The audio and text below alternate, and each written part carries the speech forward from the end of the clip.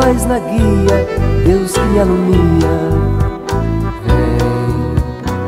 O Clube do Ouvinte RU Nossa Senhora de Guadalupe traz até você a Bíblia. Nos defende dos perigos, dos inimigos da vida. Estimados irmãos e irmãs, um bom dia ou boa noite, conforme o horário. Seguimos o que iniciamos a vez passada, semana passada, com a vida do apóstolo Paulo, para depois abordar as suas cartas, alguma carta pelo menos, e abordar também um resumo da sua teologia. A última vez eu motivava dizendo que há autores que digam que Paulo foi o primeiro e o grande teólogo do cristianismo, o maior deles. Podemos discordar, mas a sua relevância, sem dúvida, é incomensurável. Ele fez com que o cristianismo, em termos de missão, se esparramasse por todo o mundo ao redor do mar Mediterrâneo. Então, nós temos um livro aqui muito didático, que eu me lembrei, que é de Carlos Mestres, talvez o maior biblista no Brasil, ainda vivo. Chama-se Uma Entrevista com o Apóstolo Paulo, que é muito didático. Em primeiro lugar, revisando, através de perguntas. Paulo, qual é o seu nome? Então, primeiro nome é Shaul ou Saulo, conforme o livro de Atos, capítulo 7, versículo 58, que significa implorado, desejado. Naquele tempo, além da primazia do primeiro nome em hebraico ou aramaico, era costume ter um segundo nome latinizado, latim, ou helenista, grego. O segundo nome era Paulo. É este o nome que prefere e usa em todas as suas cartas. Outros exemplos do nome Paulo: João Marcos, José Barnabás Justo, Simeão Níger, Tábia Dóricas, são exemplos de um segundo nome, não de Paulo, mas de segundo nome. Quando você nasceu, Paulo?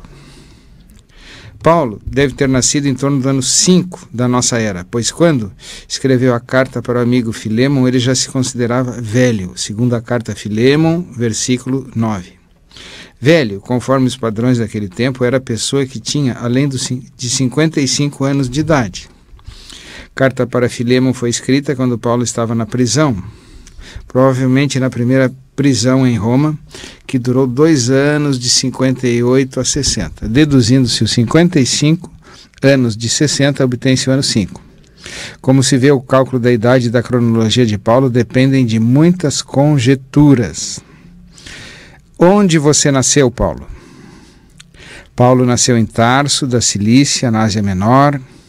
Segundo muitos textos, Atos, capítulo 9, versículo 11, capítulo 21, versículo 39, capítulo 22, versículo 3, e também há referências em capítulo 9, versículo 30, 11, versículo 31. Tarso ficava uns 15 quilômetros do mar Mediterrâneo, uma cidade que eu conheci pessoalmente, perto da desembocadura do rio Cídno, que pouco antes de entrar no mar formava um grande lago. Era uma cidade enorme. Conforme os cálculos feitos por alguns historiadores, tinha cerca de 300 mil habitantes. O tamanho de Pelotas para aquela época era muito. Ela possuía um porto muito ativo, de grande movimento. A estrada romana, que fazia ligação entre o Oriente e o Ocidente, passava por lá, então era de grande movimento. Era também um importante centro de cultura. Foi em Tarso que o imperador Marco Antônio viu pela primeira vez Cleópatra e se apaixonou. Fato que mudou a história do Império Romano. Terminou ele perdendo a batalha para Otaviano. Ao sul, a cidade se abria para o mar, para o norte. Ela se espremia ao pé da serra, chamada Taurus, que subia até 3.000 metros de altura. Quem vai a Tarso encontra o quarteirão hebraico, onde tem uma velha placa que diz Sinagogue Hebraion, que significa Sinagoga dos Hebreus. E tem, com a tradição, o famoso Poço de Paulo, onde a gente pode tomar, então, uma garrafa, um gole d'água, e eu tomei. Então, quarta pergunta: sendo judeu, como é que você foi nascer numa cidade helenista? A sua família é de lá ou migrou para lá? São Jerônimo, tradutor da Bíblia para o latim, no século IV, conservou uma tradição antiga, segundo a qual Paulo teria nascido em Giscala, na Galileia. Essa tradição não pode ser verdadeira, pois contradiz a afirmação de Lucas nos Atos dos Apóstolos, onde Paulo diz: nasci em Tarso, capítulo 22, versículo 3. Mas ela pode ter um fundo de verdade. É provável que a família de Paulo tenha a sua origem na Galileia e de lá tenha migrado para Tarso bem antes do nascimento de Paulo. Naquele tempo, a migração de judeus na Palestina para as cidades costeiras do mar Mediterrâneo era muito comum, desde o quinto século antes de Cristo. Em todas elas, havia comunidades judaicas bem organizadas, que juntas formavam a assim chamada diáspora. Havia uma comunicação intensa entre as comunidades da diáspora e a cidade de Jerusalém, que era o centro espiritual de todos os judeus. Um dos livros que este ano será um pouco uma base de inspiração para o Congresso da Associação de Pesquisa Bíblica, da qual eu participo, na qual eu coordenarei um grupo de trabalho, justamente tem o nome Paulo e a Diáspora e as comunidades da diáspora, analisando a relação de Paulo com todo o mar Mediterrâneo, ao redor do qual ele fez a sua missão. Assim se entende que, como Paulo, nascido em Tarso, foi criado em Jerusalém, segundo Atos capítulo 22, versículo 3, 26, versículos 4 e 5, e como ele tinha uma irmã casada que morava em Jerusalém, Atos 23, versículo 16.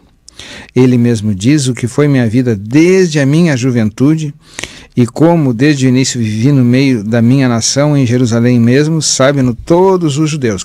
Atos 26, versículo 4. Ou seja, não termina a vida de Paulo, não termina em Tarso. Uma pergunta básica e importante. 5. Quais os estudos que você fez, onde e com quem? Conforme os judeus da diáspora, Paulo deve ter recebido a sua formação básica como judeu, primeiro na casa dos pais, e em seguida na sinagoga local de Tarso e na escola ligada à sinagoga, como era o caso da maioria desses pontos de reunião. Formação básica comum dos judeus compreendia aprender a ler e escrever, o estudo da lei e da história do povo, a transmissão da sabedoria da vida e das tradições religiosas e as orações. O método era pergunta e resposta, repetir e descobrir, insistência na disciplina e na convivência. Além disso, ainda em Tarso, ele deve ter aprendido a cultura grega, que ele já conhecia e usava, conforme Atos, capítulo 17, versículo 28. Paulo recebeu uma formação superior em Jerusalém com o rabino Gamaliel, neto e discípulo do célebre doutor Hilel. Ele mesmo confessa que foi um aluno aplicado e esforçado. Mais do que isso, há livros que se dedicam a estudar qual a formação de Paulo. O livro de um autor alemão, que deve ter umas 500 páginas, nos fala que Paulo deve ter chegado ao terceiro entre 4 graus de estudo na escola helenista. Ele deve já ter estudado não apenas a gramática, a retórica, mas algo dos próprios livros de filosofia e literatura grega. E isso ele demonstra nas suas cartas, onde ele escreve usando, mas não se subordinando, porém conhecendo, o método de retórica e o método de epistolografia de os gregos escreverem, conforme isso é, então, relatado por muitas obras. 6ª pergunta: você se formou como rabino, doutor da lei? Quais os cursos que frequentou? Naquele tempo, não havia cursos como hoje. Havia os grandes mestres que reuniam ao seu redor um grupo de discípulos. Na época de Paulo, isto é, no primeiro século, ainda não havia uma graduação oficial para alguém poder usar o título de rabino ou doutor da lei. Isso só aconteceu a partir da reunião de Jamínia, realizada em torno do ano de 90 depois de Cristo, às margens do Mediterrâneo. Naquela assembleia, os rabinos da linha dos fariseus estabeleceram as condições para alguém poder ser admitido e reconhecido como rabino. Paulo nunca usou o título de rabino e nunca foi chamado como tal. Por isso, é pouco provável que ele tenha estudado para se formar como rabino ou doutor da lei. No entanto, o conhecimento de que ele dá provas nas suas cartas mostra que, mesmo não sendo rabino oficial, possuía uma sólida formação teológica igual à dos rabinos. Seu estudo superior abrangia as seguintes matérias: nos judeus, estudo da lei, a Torá, por meio de leituras frequentes até conhecê-la praticamente de cor. O estudo da Halaká, isso é, a tradição dos antigos, a tradição das leis. A Halaká procurava regulamentar a vida do povo de acordo com a lei judaica. Era assim chamada tradição oral, que tinha tanto valor e autoridade quanto o texto escrito da lei. Eles chegaram a somar 533 preceitos, além dos 10 mandamentos. Então, Paulo estudou a Halaká dos fariseus e não a dos saduceus, era diferente. Isso nos diz a carta a Filemon, capítulo 3, versículo 5, e Atos dos Apóstolos, capítulo 23, versículos 6 a 8. Além disso, o estudo da Haggadah eram as histórias do passado, os comentários aos textos da Bíblia. A maneira que se usava para lembrar e contar as histórias do passado capacitava o aluno a ler os fatos do seu tempo à luz da fé. As regras do Midrash, que vem do verbo darash, procurar, isto é, da interpretação da Bíblia. Midrash significa busca, do verbo darash, como eu disse, buscar. Indica a busca do sentido que a Sagrada Escritura tem para a vida do povo e das pessoas. Então, Paulo provavelmente chegou ao mesmo nível dos rabinos, e isso era necessário para que a pessoa pudesse liderar a perseguição aos cristãos. Pergunta número 7. Quais as suas leituras preferidas? Qual o significado que a Bíblia tem para você? A leitura preferida de Paulo era, sem dúvida, a Sagrada Escritura, aprendida desde criança. Conforme o costume do povo judeu da época, segundo a segunda carta de Timóteo, capítulo 3, versículo 15. Da Sagrada Escritura, ele tirava a sabedoria que conduz à salvação pela fé em Jesus Cristo. 2 Timóteo, capítulo 3, versículo 15, novamente. Tirava ensinamento, perseverança e consolação, esperança, conforme Romanos, carta aos Romanos, capítulo 15, versículo 4. Ele se considerava destinatário daqueles escritos antigos. Diz a primeira carta aos Coríntios, capítulo 10, versículo 11, foram escritos para nossa instrução, nós que tocamos o fim dos tempos. Ele acredita que o Espírito de Deus agia sobre o povo através da Escritura Sagrada. Diz ele, toda a Escritura é inspirada por Deus e útil para instruir, refutar, corrigir, educar na justiça, a fim de que o homem de Deus seja perfeito, qualificado para toda boa obra. Segunda carta a Timóteo, capítulo 3, que já referimos, agora com os versículos 16 a 17. Naquele tempo, a Sagrada Escritura compreendia só os livros que hoje pertencem ao Antigo Testamento, pois o Novo Testamento ainda não existia como escrito. Por ora, existia só como comunidade nova, que comunicava vida nova e olhar novo. O escrito do Novo Testamento estava sendo feito.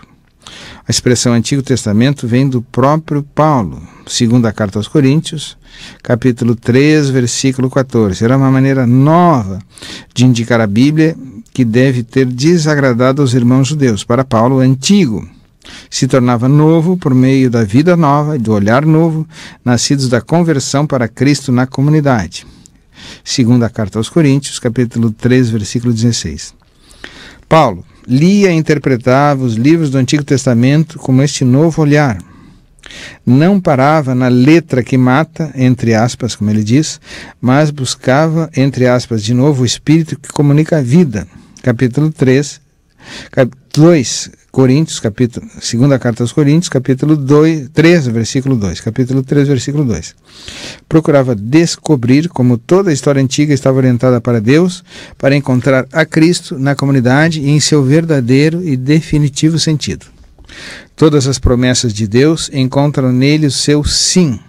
Segunda carta aos Coríntios, capítulo 1, versículo 20. Tudo foi escrito para nós que tocamos o fim dos tempos. Mais uma vez, 1 Coríntios, capítulo 10, versículo 11. Paramos alguns minutos nesse nosso intervalo para retomarmos logo a seguir.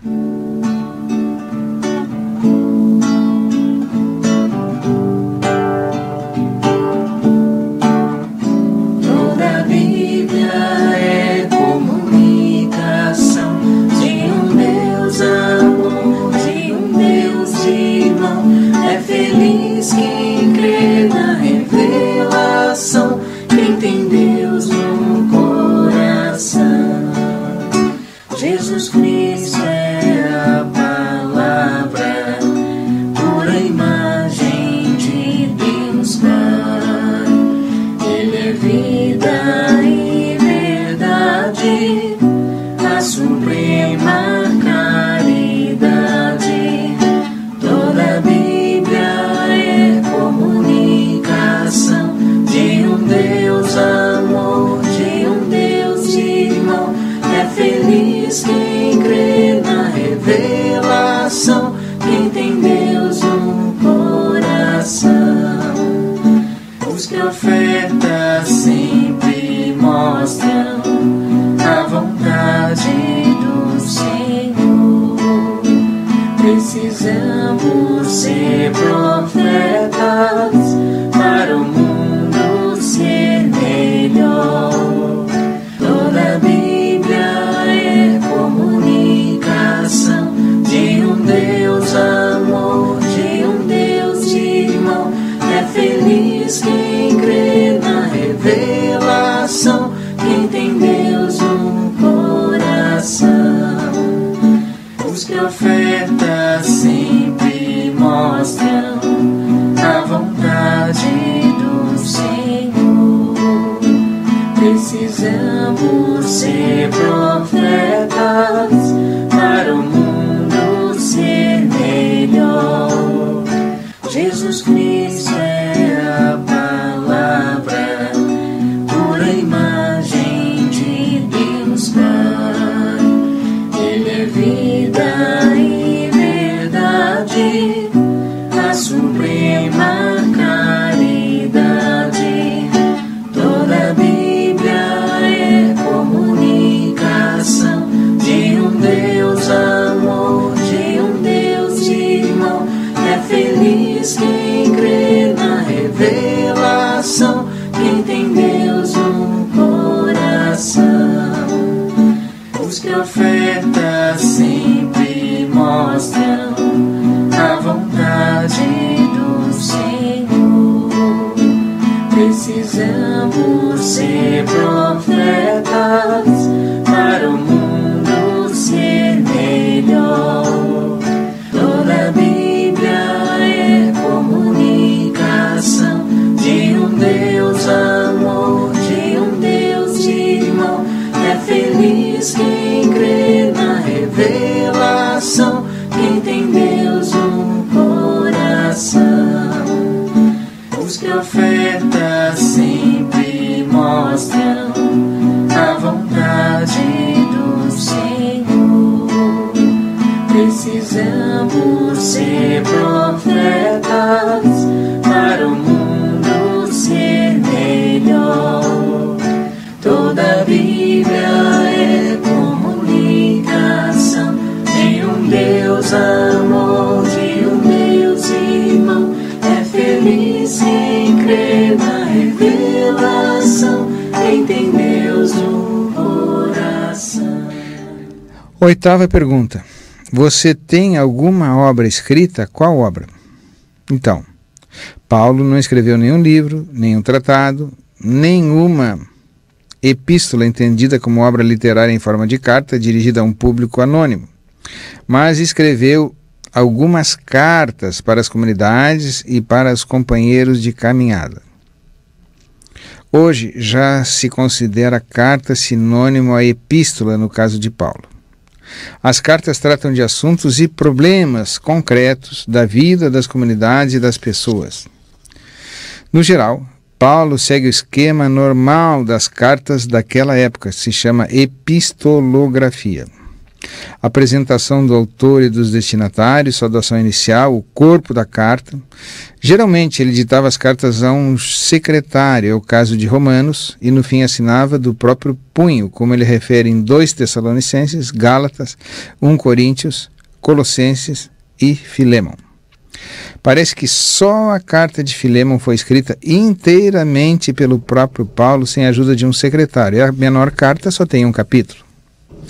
Na maioria das vezes, Paulo não escrevia sozinho, mas junto com companheiros de missão que aparecem ao lado dele na saudação inicial ou nas lembranças finais das cartas, o que acontece em Romanos, 1 Coríntios, 2 Coríntios, início e no fim, Colossenses, início e fim, 2 Tessalonicenses, 2 Timóteo, Filemão, início e fim das cartas. 9ª pergunta. Além dos estudos que fez, você aprendeu alguma profissão? Qual e por quê? Paulo tinha a profissão de fabricante de tendas e outros objetos de couro. Isso tinha o nome de tecné, de onde vem a palavra tecnologia. Como Jesus e José. Capítulo 18, versículo 3 do livro de Atos. Alguns exegetas acham que ele tenha aprendido essa profissão durante a sua estadia em Jerusalém, enquanto estudava aos pés de Gamaliel. Pois assim, dizem, o ideal de bom rabino era ter uma profissão e viver do próprio trabalho, e não ser um parasita. Neste caso, a profissão e o trabalho teriam um papel apenas secundário na vida de Paulo. O importante seria o fato de ele ser rabino ou doutor, mas como já vimos, ao que tudo indica, Paulo não estudou para ser rabino ou doutor, e nem é certo que este ideal de rabino já existisse no primeiro século desta forma. Como os rabinos depois vão escrever vários livros, coleções, a Tosefta, o Talmud, que tem mais ou menos a primeira o tamanho de uma Bíblia, e o segundo em torno de 14 Bíblias. Todas as tradições são ali juntadas. E como ainda veremos, a profissão e o trabalho tinham um papel não secundário, mas central na vida de Paulo. Paulo evangelizava como trabalhador que anuncia o evangelho, como dizem outras obras. O mais provável é que ele, como todo menino daquele tempo, tanto no mundo grego como no mundo judeu, tenha aprendido a profissão do próprio pai, isto é, lá mesmo em Tarso. A profissão era uma característica da família, passava de pai para filho. O aprendizado na oficina do pai começava aos 13 anos de idade e durava 2 ou 3 anos. O menino tinha que trabalhar de sol a sol, obedecendo a uma disciplina muito rígida. Ele aprendia a profissão do pai, ou para ter um meio de vida, ou para se capacitar na condução dos negócios como sucessor do pai. Isso dependia do tamanho da fortuna e do negócio do pai. Vamos para a última pergunta de hoje, que é a 10ª pergunta. Seu pai era rico? Tinha grandes negócios? Paulo faz questão de dizer que era cidadão de Tarso, Atos capítulo 21, versículo 39, e cidadão de Roma, Atos capítulo 16, versículo 37, capítulo 22, versículo 25, e que tinha este direito não porque o comprara, mas por nascimento, Atos capítulo 22, versículo 28. Em outras palavras, recebeu-o do pai. Isso quer dizer que o pai de Paulo não era pobre. Pelo contrário, era da elite da cidade, pois chegou a apropriar-se do direito de cidadão de Roma até o ponto de passá-lo para os filhos, embora, naquela época, fosse direito de algumas cidades que os habitantes se tornassem cidadãos romanos, como era o caso de Tarso. Alguns intérpretes acham que o pai de Paulo, sendo fabricante de tendas, tenha produzido tendas para o Império Romano, o exército, que precisava delas para suas numerosas expedições militares. Assim, eles explicam como ele, sendo judeu, possa ter recebido o título de cidadão de Roma como um direito hereditário. Então, seguindo, desse modo é provável que Paulo tenha aprendido a profissão de fabricante de tendas, não tanto para ter um meio de sobrevivência mediante o trabalho, mas muito mais para poder suceder o pai na condução dos negócios. A conversão para Cristo, porém, modificou esses planos. Paulo faz questão, na carta aos Coríntios, capítulo 9, de dizer que ele próprio se sustenta e não aceita benefícios e gratificações das comunidades, como era direito de todos os apóstolos, como assim se faziam com Pedro e os demais. Então, vamos ver na próxima vez o que mudou em Paulo na conversão para Jesus Cristo, e assim por diante.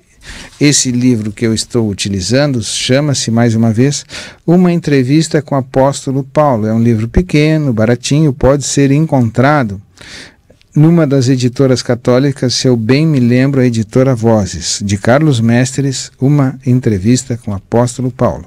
Ou ainda um livro maior também, muito didático, que eu não estou seguindo aqui, que se chama Paulo, Trabalhador e Anunciador do Evangelho, do mesmo autor, Carlos Mestres, se eu não me engano, também da editora Vozes, mas confirmo no próximo encontro. A todos, então, um bom dia, um bom fim de semana, em todo esse tumulto que nós estamos vivendo, sem combustível, mas que não nos falte o combustível espiritual que alimentou Paulo.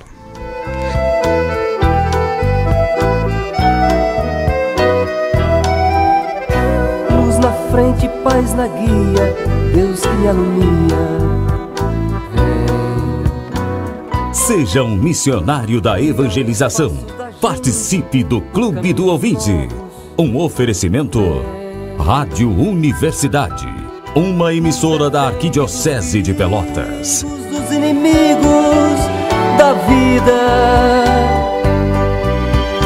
vem, ó Deus, nos defender, nos proteger.